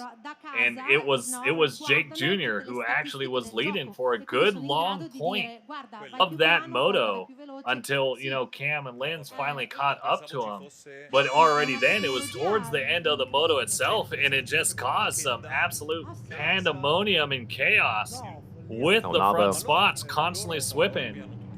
They're getting on the gate. Look at this, all down the inside. Yeah, it is all just about set up with the lone rider on the far outside gate. And we are about to be underway here for our Moto number 2 for the EICMA Esports MX Championship. And revs are up. Look who's out on the far outside. Who is that? The gate's down. Ooh, that looked like it was Valentin on the far outside. We are underway in Milan, but Cam will once again get that hole shot with Lynn sitting up right there. Oh, Cam goes down! Oh, and it's a huge pileup after the first rhythm section. Lynn is going to start off with a huge lead. Jams is going to be up in the second, and Valentin in third. And Cam is dead last, Navo. Just like we said, Cam, the only thing he had to worry about, and it has come to fruition. Cam has got to get on his horse. He cannot let Lens, I'm telling you, will be absolutely trying to run the fastest laps he's ran all day right now, because he sees Cam down in the back. Unbelievable. What a heartbreaker for Cam. He might not, though. I'm pretty sure these computers, they were not set up with max HUD, because it does, cause some games to crash. That's a very good point. So Lens might not have any idea whatsoever what happened to Cam. Cam's sitting down into, I believe that is 6th place now. Oh, Cam goes down again! He's caught up with a tough block. Oh, no. Oh, he's in a tough block. Is he stuck? Oh, my God. Oh, he might be stuck. Oh no! Oh no! He he's has back to up. He is reset. back up. Oh my goodness! Oh, Cam that has is got setting his him work up cut out for bad. him. Oh, Unbelievable. That is the unfortunate thing right there. That is not what you want to see, but what a start here for the FXR G Fuel rider, that of Linz out of the UK. And up there, and two guys right here that we didn't see, one of them being Jams. In second place right now, battling with his teammate Aiden and Willie the Privateer. Unbelievable, Navo. You called it with the second, Cam with the second moto woes. And here's the thing, if Cam, I know this is unfortunate, I know his heart is probably just pounding. He has 18 minutes to run down Linz, 21 seconds. But if anyone can do it, it's Cam. It's Cam.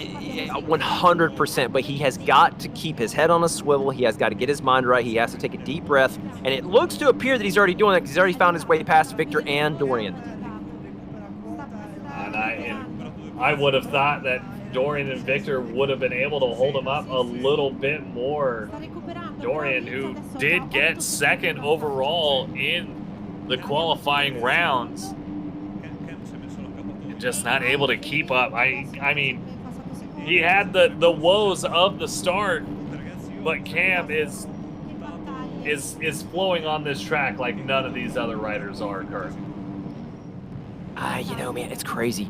Cam, you know, he went from the biggest high of, he got the whole shot, again, back-to-back motos, he gets the whole shot, and then I didn't quite see what really happened. It looked like he clipped on the last jump when he was trying to triple out, and he just went over the bars. Man, look at this, Navo. He is on a charge. Yeah, right there. Oh, this inside line, Cam. Oh, Jake Jr. and Doc.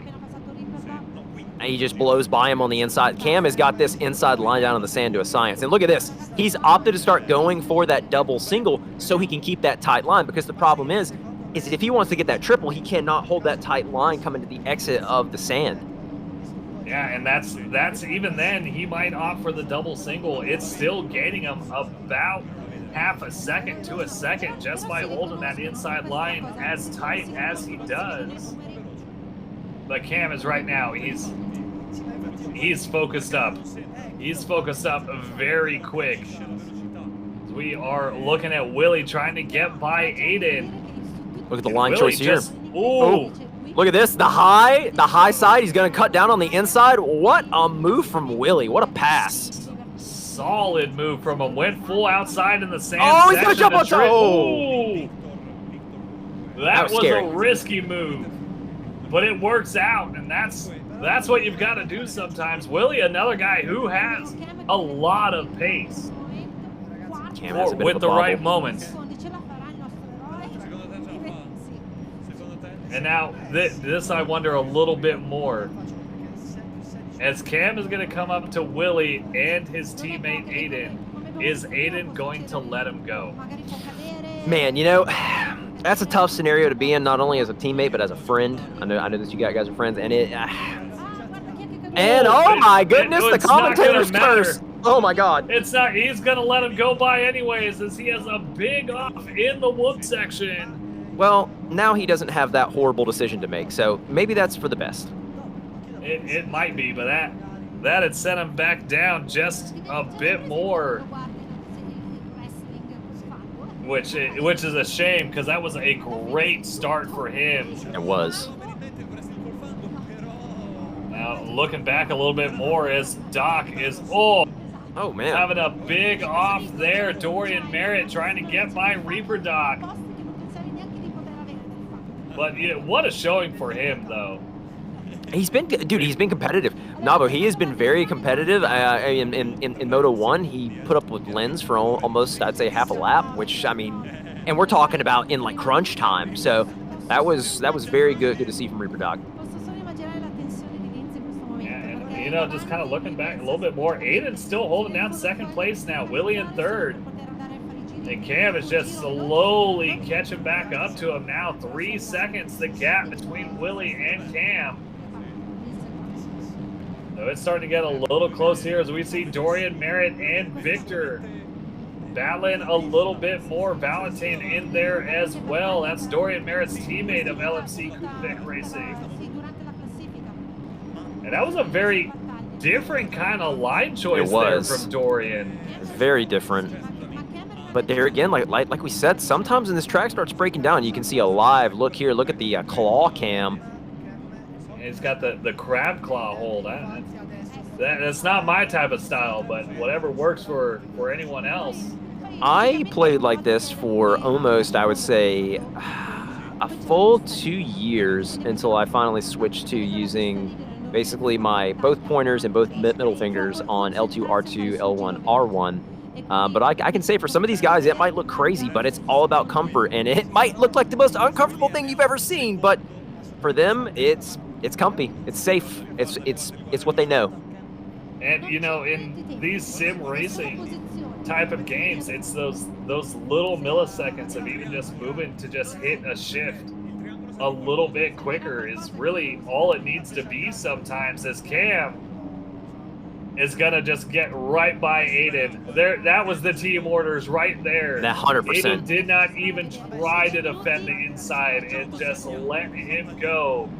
And with 12.5 minutes left, Cam has 18.3 seconds to make up on Lens, and he will go nearly perfect throughout this entire EICMA MX championship if he can catch Lens. This is going to be hard. That time. This is going to be hard, Navo, and I'm telling you, I have been paying attention to it because we can't see lap times and things like that, but I can tell you straight up right now, Cam is running faster laps than Lens. 100%, not with a shadow of a doubt, he is. The question is, I think he's been gaining close to about a second and a half every lap and a half. It's going to be close. We could come down to a photo finish if both of these guys can stay up. Lens has to just run his race. He cannot make mistakes because Cam is absolutely on an otherworldly pace right now. And if Cam pulls this off, Navo, this would be one of the single greatest things I think this game has ever seen. Considering the circumstances... Yeah, I completely agree with you there. So in that one lap where he got by Aiden, he gained 1 second. And these guys are lapping about, you know, the 47-second laps to 50 seconds, depending on, you know, how you were. And with 11 minutes left, you're thinking there's about 13, 14 more laps to go. And if he can lap a second quicker, it's down going to to be 16 very seconds. Close. Yeah, it's almost a second a lap.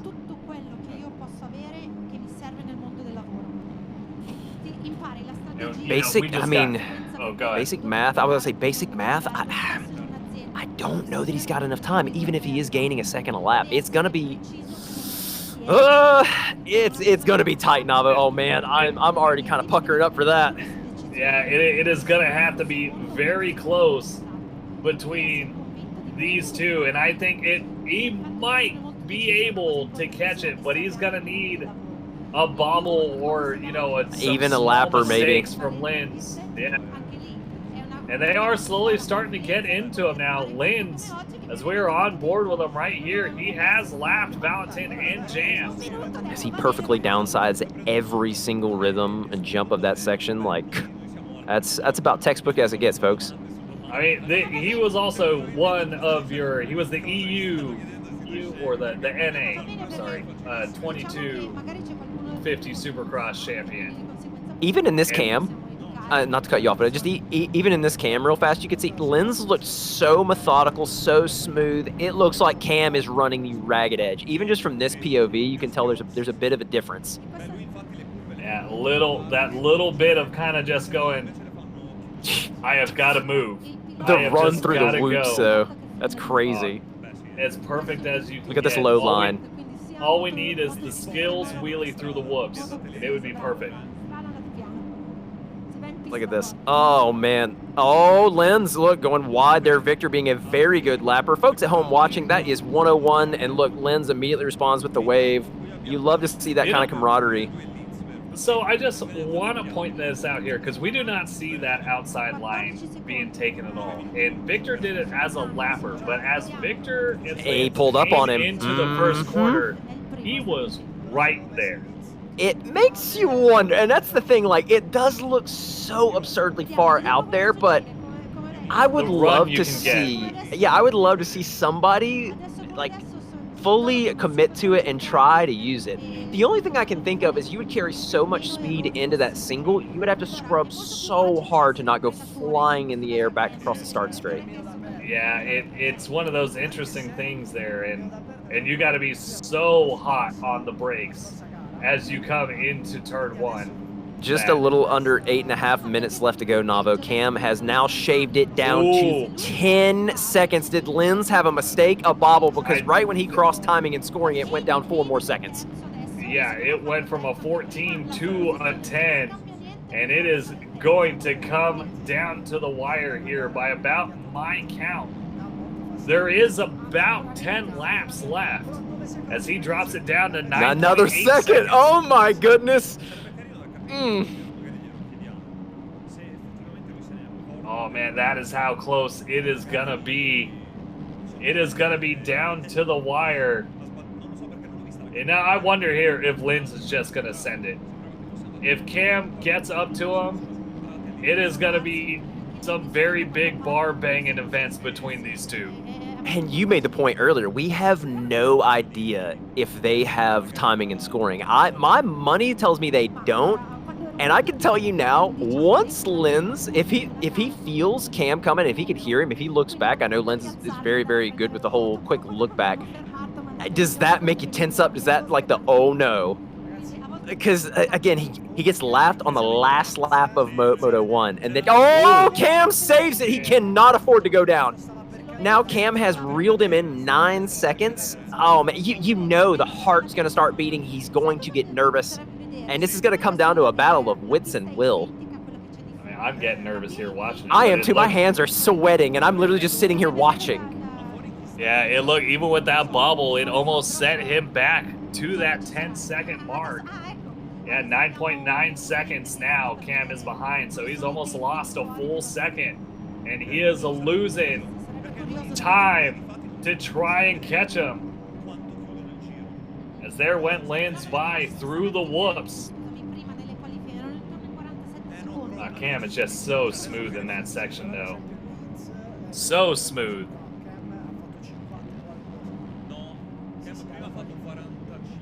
And just this line right here is where he is really gaining this time. That inside section through the sand. He is running it so tight next to those hay bales. It would take one mistake for him to lose it, but he just keeps it alive and makes it look so clean. This onboard look, you really get to see this pace that Cam has as he is just really trying to reel in lanes who we are looking at now. It's a 9.1 second gap between the two countrymen, but two big rivals. That of Lenz and Cam. It's an, oh, that's a huge bobble from Lenz. Oh, he manages to keep it up on 2 wheels. Losing that front end and goes full corkscrew, but lands back on it. Oh, and that is going to be a lot of time lost for him. We're going to have to see where Cam is going to be right after that. There he is, right in the back of the screen. Didn't lose as much time as I thought he would. I wonder if Cam had a bobble as well. But it is only 7.7 seconds, and Lenz is completely focused right now. He is just has to keep it clean for another 5 minutes. And he will grab himself victory and would grab himself an overall victory as well. And you know, on the biggest stage, Navo, like, you got to think after that first moto, Lenz has just got to be like, this cannot happen on this stage. This is history-breaking stages for the game, the community, and he's got a reputation to uphold. And right now, his will and determination in moto number 2 has been on full effect as Cam brings it down to 6 seconds with exactly 4 minutes to go, Navo. Yeah, that big bobble from Lenz, it didn't give him as much time as I thought it would, but Ooh, it's gonna be very close though. 5.6 seconds now the gap. Navo, I'm calling it. We're gonna get a last lap battle. I feel it in my bones. It just, yeah, it's hard to not see that. Now, here is Cam coming up to, I believe this is Victor. Hopefully Victor lets him get by pretty easily. Yeah, Cam goes to the outside. Yeah, he's got it. Yeah, it's gonna be very, very close. 5.2 seconds the gap now. It's almost a full half second that lap. Oh, it is. It is something very close. I would pay, and I don't know how to call it. No, I would pay so much money to have heart rate monitors on Cam and Lens right now. You got a heart 5 rate monitor on seconds. me. 5 seconds is the gap, Navo. We come down to the 2-minute and 50-second mark. Cam, I have not seen anybody go through the sand that fast all day. That was insane. Yeah, it absolutely was, and it's. Oh, lapper! Oh, that messes that just the smallest lapse in concentration. He recovers nicely though. 4.8 seconds is the gap. Yeah, he's slowly reeling them in, but just by my count, I'd say there's only about 4 laps left. 4 to 5 laps. That's how close it is gonna be between these two. And I still don't know. I do not know where to call it. I think for the sake of storylines, Navo, I think everyone in the world is just wanting to see Cam catch Lens so we can see a last lap battle. For everything, all the I was kind of marbles. hoping Doc holds him up just a little bit. Give it to Lens. The man worked so hard. No, we want the battle. We all want the battle. I mean, it's one of those things that no matter who battle. people are a fan of, I think just for the sheer insaneness of the sport, you can see Cam in the back. Lens is going to see Cam when he goes through here. I 100% guarantee Lens looked over. No, and here's the thing, I wouldn't have. No, I would not either. You have just got to keep your face forward 2.6 seconds. Race. And we're coming down to the last minute and a half. Cam has found the line in the sand section. I honestly think this is where he's making up the time on everyone. The confidence he has through that sand section is just something that's unlike anything I've seen. It's exactly where he's getting. He's right there, Navo! It's 2.5 seconds. Oh, but that's absolutely where he's gaining that time. No one is 1 second! Oh, and it is coming down to the wire, Sword. The absolute wire. In the last minute of our final moto. Oh my goodness, Navo, and there's lappers coming up. Look at the run. Cam gets through the whoops. It's going to come down to the sand section again. Yeah, there will still, I believe there would be 1 or 2 more laps left. But, you know, Cam, he's slowly losing a few tenths now.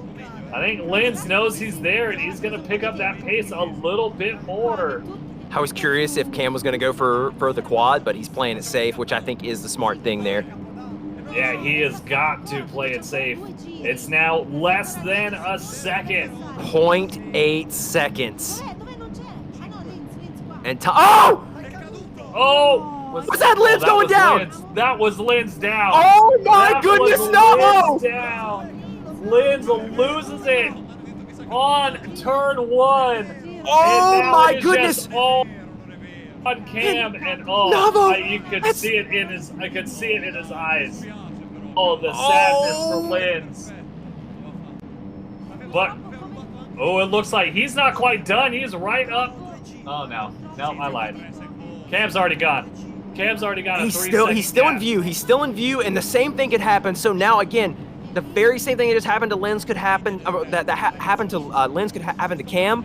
I'm having trouble speaking. I cannot believe what just happened. Yeah, it is. That is not what you want, and we're on the final lap. It's Cam 4 already seconds. with a 4 second gap. And oh, that is absolute heart heartbreak for Lynn. has to break for Linz, but you absolutely cannot take anything away from Cam. That is one of the most, if not the most incredible comeback I have ever seen in this game. Like, oh my goodness, the stakes that are on the line. I'd put that right up with, I believe that was Skills dead Atlanta. last to first at Atlanta. In Atlanta, exactly. Last year. But right now it is all Cam, who went nearly perfect. Cam of MXB Mods FXR is your absolute champion for the EICMA MX Championship. Absolute heartbreak for Unbelievable. Linz, leading the entire moto. Oh, he takes a deep loses breath. it on the last lap. That was my an goodness. absolute clinic from Cam on how to come back after mistakes and still win. The composure, Navo, the composure, calm, cool, and collective, and being able to run that pace for 18 minutes? That's insane. Man. God, no matter which side you look at it, like, oh man, Linz responds. He had it, Navo, he had it. He had one lap to go, and we couldn't see what happened, but man. Yeah, it was just so close for him, and that is the ultimate heartbreak right there from him. And oh man, and you know, even though yes, he would be quite happy with a 2-2 finish and getting second overall, that is a 2-2 that feels like a loss, and has got to be absolutely gutted. But again, all that said, what an event. What a day for MX Bikes. And I can't think of two better people in the situation and circumstances given that could represent the highest level of this game. Cam and Lance put on a show, and shout out to everybody else that competed. Reaper, Victor, everyone that's there. They all put on and represented the game and the community very, very well. Yeah, and we'll give a shout out to all the guys here for Cam, Lins, Dorian, Merritt, Victor, Willie, Reproduct, Jake Jr., Jams, Aiden, and Valentin. 10 of the best who went through 4 rounds of very tough qualifying to make it here. But it is all Cam. And we'll see what he's got to say here. I got stuck inside a tough block, so lost about 20 seconds there. But I had Dylan in call again, just telling me the times and what came down. And then when I was behind Lindsay, folded the front. But yeah, that was pretty hectic at the start of the race, to be fair. Yes, because you fell 2 times, but you get up and won. So, congratulations. Thank you. Gli abbiamo chiesto come si sente, ha detto che è stata una gara molto agitata perché è caduto all'inizio, poi è caduto di While they nuovo. say what Cam said to the Italian audience, you have to remember too what Cam just said. He got stuck in a tough block, Navo. So, He got absolutely locked up in there. You're gonna go to Qatar for sure. Are you happy about that? Yeah, I'm very happy about that. I'll take my assistant there, Harvey, with me. Of course, you are on crutches, so you're gonna have to have your assistant. Ho chiesto se è contento perché col primo premio andrà in Qatar. That's awesome. A vedere la gara Cam di just said his MotoGP sister's there. come VIP. E gli abbiamo chiesto come si sente. Lui fa, sì, l'importante è che posso portare il mio assistente perché sono in stampelle. Who is your favorite racer in MotoGP? I think he said his assistant. Your favorite pilot? Oh, his assistant. Because he's on crutches. Yeah. Ah, okay. Allora, gli abbiamo chiesto qual è il suo pilota preferito per la MXGP, il campionato del mondo di motocross, e dice, sul mio cuore Earlings, però adesso che ha vinto Prado, gli piace anche tanto Prado. Ok, perfetto. Non ti senti? Ok, facciamo un secondo? Yes, va bene. Un secondo. Cosa? Allora ragazzi, adesso parleremo con il buon Linz che purtroppo si dice Yeah, his favorite rider is Hurling and Prado. It's interesting. It's interesting. A little bit annoyed at Very, myself. very interesting. I know, and of course, I'm sure most people know this now. Prado taking his crack at American Supercross. I was looking at the pit board every Yeah, lap, and let's hear what it's taking Linz about has to say. a second a minute, so I was trying to do the maths in my head. but then I had a couple of mistakes and I lost a lot of time there. I'm happy with how I played. The event has been amazing. Like, everybody's been so loud the entire time, so it's really cool to see.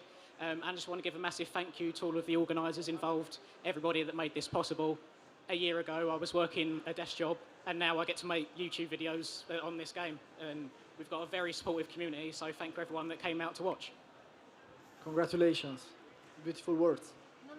Ok, praticamente ha detto che è contento, ma fino a un certo punto, perché comunque è un po' dispiaciuto di se stesso, degli errori che ha fatto, e ha detto che durante la gara vedeva minuto dopo minuto che lui si avvicinava, che si stava avvicinando, e quindi ha detto: ho iniziato a fare dei calcoli nella mia testa e ho capito che forse mi poteva riprendere, e l'ha ripreso. E poi ho ringraziato tutti quanti, l'organizzazione, perché ha detto un anno fa. And what a way to finish it. A disappointing, but also amazing way to finish it. Yeah, disappointing if you're a Lens fan, if you're a Cam fan, you are just through the roof right now. But I think at the end of the day, no matter who you like or dislike, one thing is for certain: as the MX Bikes world and community, we all just won. Giocando ai videogiochi. And absolutely, that was. Anche alle Olimpiadi, cosa che It was an amazing time. It was definitely an amazing event, and I swear we going next year. We just going next year. I am most certainly down to go, Navo. So, third again. And it looks like Aiden is going to get his turn here. We'll see what he has to Aiden say. è arrivato Third on the terzo di podium. nuovo, quindi gli sto chiedendo come si sente. I felt good. That motor was a lot better than what I thought it was going to be. I wanted to get a podium overall, so I'm happy with that. This is actually my best finish. Didn't even get third in the qualifiers at all, so I'm happy to get it when it actually matters. But yeah, it was a good race. I really enjoyed that. I've had a lot of fun today as well. Definitely been something different than what I'm used to, but definitely been fun. Ha detto che è contentissimo di essere arrivato a podio, ha fatto terzo nella prima manche, ha fatto terzo nella seconda manche, è venuto qua per questo, quindi ha centrato il risultato. È anche contentissimo perché è il risultato migliore che ha fatto durante tutto questo campionato EICMA Esports. Congratulazioni, congratulations. Thank you. Thanks. Stay everyone around so we can do more interviews. Che poi tra l'altro, ragazzi, io stavo anche guardando i premi. Praticamente i primi tre classificati se ne volano belli in Qatar a vedere la gara di MotoGP. Yeah, Aiden brought up a really good point there. That was his best finish in the course of the entire thing. Seguito comunque peccato per Linz. Which, and for the sake of progress is progress. What a better note to go out on to officially close out the 2023 racing season in its entirety, and now everyone sets their sights to the preseason Supercross starting up in a couple weeks, and then of course the big tamale, A1 kicking off the 2024 Supercross season. I mean, you know me, Sword. I love my Supercross. I think we all do. Just about everyone loves Supercross. And I think it's got a different feel, you know. Oh, absolutely. And I think it was fitting that this final race was also the Supercross track. To end it out like that. Which again, I was very unsure. Like once we saw qualifying, I didn't really know how it would race, but I think it really showed and showcased well some of the different technical aspects of the game. I mean that main rhythm line, you saw what was possible with the big 442, but then you saw how when it comes down to the crunch time, people will abandon, going big to send it for a more technical, precise line of the 332. Yeah, the sand section, it was great. Yeah, and that's what it all comes down to for Supercross is line choice and keeping it consistent. No, perché tu sei quello un po' più we saw it with Cam. We saw it with Cam all day for these past two races, and just how dominant he is, and that is just really increasing my own hype of moving into the Supercross series. Man, it is going to be here before you know it.